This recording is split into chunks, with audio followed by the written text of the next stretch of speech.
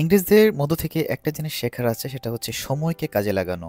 ওরা সাধারণত সোম থেকে শুক্রবার এই 5 দিন কাজ করে এবং শনি রবি হচ্ছে ওদের উইকেন্ড। সো আমরা উইকেন্ডে কি করি?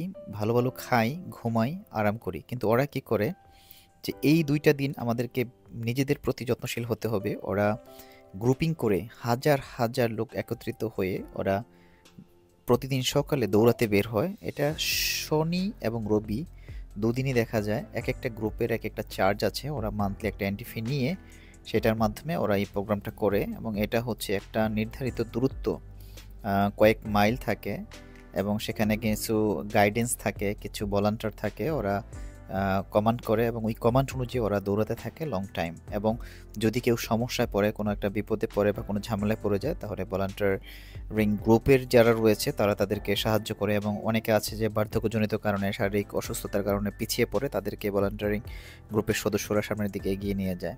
সো তারপরেও একটা ব্যাপার হচ্ছে ওদের দৌড়াতে হবে, স্বাস্থ্য ঠিক রাখতে হবে।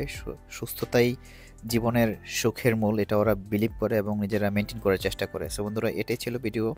সবাই ভালো থাকবেন, সুস্থ থাকবেন। আসসালামু আলাইকুম রহমতুল্লাহ।